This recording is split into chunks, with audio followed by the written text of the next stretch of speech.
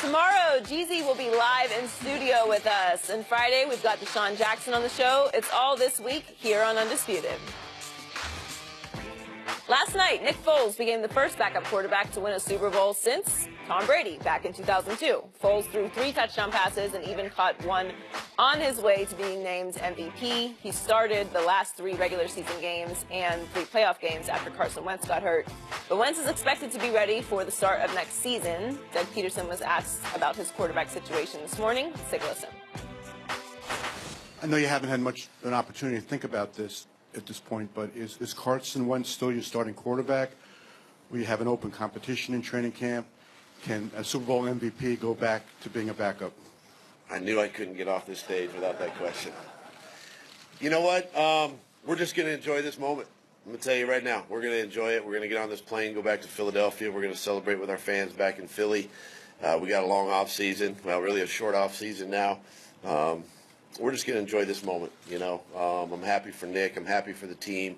It's not about one guy, you know. It's about the team, and you know, like I said, we're gonna enjoy these next few days. Shannon, what should Philly do with throw them Foles? We ain't got to do nothing. We got him under contract for another year. But I don't know if we're gonna talk about this later. But I don't know if you saw it, Joy. Tom Brady didn't shake the winning quarterback hand. He walked out the field.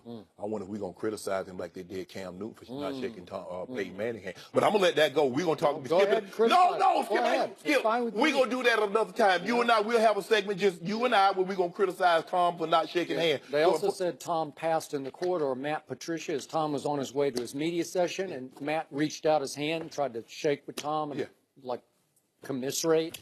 And Brady just ignored him and walked on. And plus, I'm also waiting on Tom versus Time, episode 7.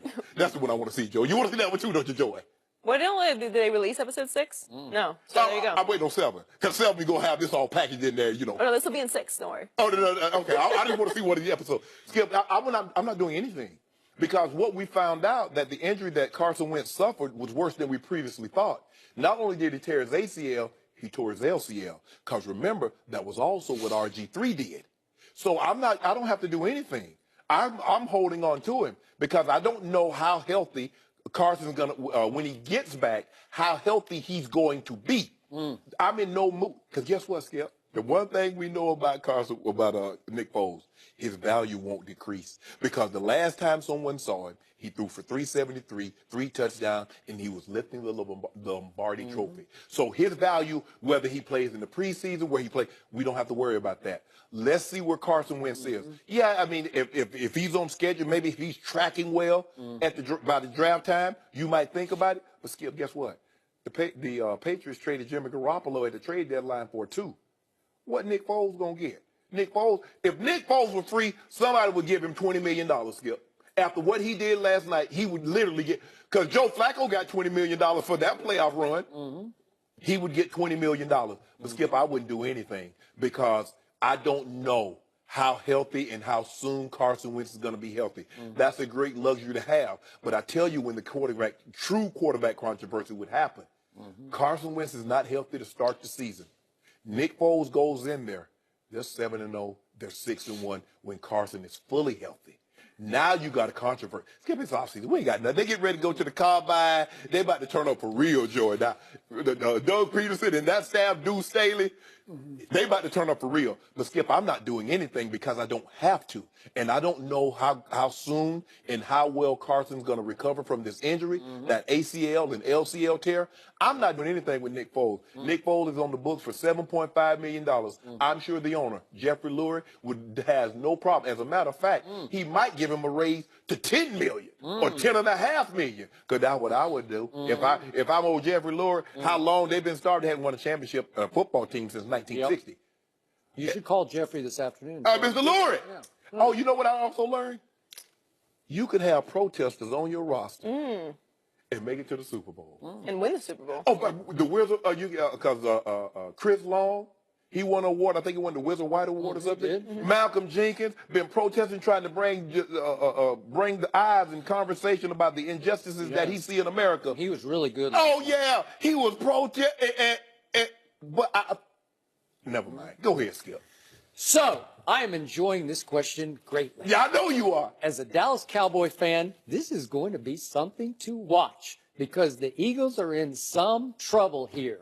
It's good trouble. It's the kind of trouble most teams want to have. Would love to have it. But it's trouble nonetheless because Nick Foles has now played not one or two, but he's played 4 playoff games at an extremely high level in all 4 of them. Even the Atlanta game where he made one very ill-advised throw that should have been picked off. Right. But even against Atlanta, he was, 23 of 30 for 246. That's pretty good. You can live with Against that. Atlanta, yeah, okay. And last night he was special good. He was even better last night than he was against Minnesota. And we thought he couldn't play any better than that. So you and I have gone back and forth about Nick Foles for weeks on end on the show, and I've told you that Nick Foles is a starter, and you said no, he's just a backup. But no, that was Case Keenum. Mm-hmm. You like Case Keenum. I like Nick Foles better. I don't think so, but whatever. Okay, I'll give you that one. But let's go back to why did Nick Foles get branded a career backup? It's because after his one big breakthrough year in which he threw 27 touchdowns to only 2 interceptions and had one 7-touchdown game against the Raiders. Yep. 7 touchdown passes? That was under Chip Kelly. Then he went to St. Louis to be the savior in St. Louis of the Rams while they were still there. And he got Jeff Fishered like every other quarterback. How many quarterbacks got ruined or wrecked by Jeff Fisher? Start with Vince Young, okay? So if we go back to that. Jared Goff. How good could Steve McNair have been? Because he won an MVP under Jeff Fisher. He did. Had he not. But go ahead, rest his soul. Rest his soul. But Steve McNair was a running back playing quarterback. Yes. So it was pretty simple what they were doing because they you saw it up close and personal in that playoff game at Tennessee. Yeah. That they're just going to try to out-physical you even with their quarterback. Right. Was he not a tough man? Whew. Yeah, and that's what ended up breaking him down. I know. I got it. I got it. But other than that, Jeff Fisher has ruined or wrecked careers, and it looked like he was ruining Jared Goff until he got fired, and the rest is award show history, honors history, right? Had the offensive player of the year and the defensive player of the year. And the coach of the year. And the coach of the year. Yep. The year after Jeff Fisher. Okay, I got it. So if I just told you, I asked you this the other day, if I just sat back and I told you, I got this quarterback over here, this Joe Smith guy, and he's thrown for his career 69 touchdown passes to only 30 interceptions, you'd say, I think I want that guy. Right. That's a pretty big body of work, 69 to 30. And if I told you that guy in the playoffs, in the postseason, 4 games, he was 8 touchdowns to only 1 interception. And if I told you that 1 interception, which happened last night, was just bad luck. Yeah. It was just bad luck. Because Alshon had it for a moment in one hand and he couldn't quite control it, and then he accidentally just tips it up and Deron Harmon comes down with it. Yep. Was that not a bad luck interception? Bad luck, very bad luck. So if I told you that guy was out on the open market, you'd say, I'll give a 1 for him, right? Yeah. He could be a starter. I believe That's if they would have put him up, because Skip, they don't have it because of the Wentz trade. Yeah. They don't have a second. Because of the Darby trade, they don't have a third. Yeah. So they might do something, but Skip, I would be very hard pressed to do it for the simple fact we don't know. You remember, ACL and LCL. And I know with the advent of medicine and all the technology they have, guys do come back quicker. But I'm erring on the side of caution because I believe Carson Wentz is their future. I agree, but this is where the dilemma looms. Can Carson Wentz, playing the way he's just going to play, I don't think you can sort of teach it out of him or coach it out of him. He's going to try to make plays with his legs. Yeah. And he is a big boy, man. He's what's he go, 250, maybe even 260? He's a big kid. Yeah, he's Roethlisberger big. Yes. And a little quicker at this point in his career and faster than Ben is. Mm-hmm. And he'll try some things, as he did against the Rams out here in Los Angeles, where he dives into the end zone and, unfortunately, he gets his knee wrecked. So are you trusting that you can keep him healthy going forward? Because I don't.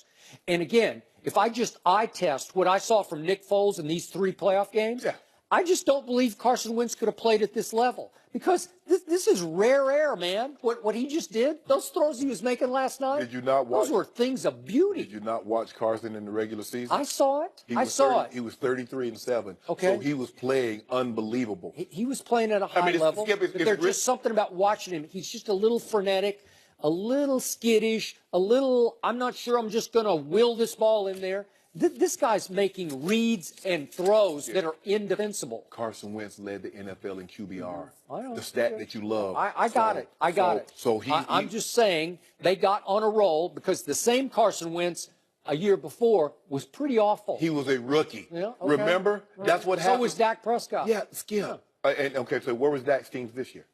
Oh, I forgot Sean Lee. Yeah.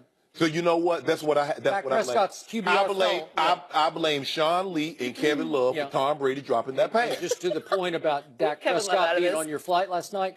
Did you tell him that you gave him an F for the season? You know, we was talking. I was telling.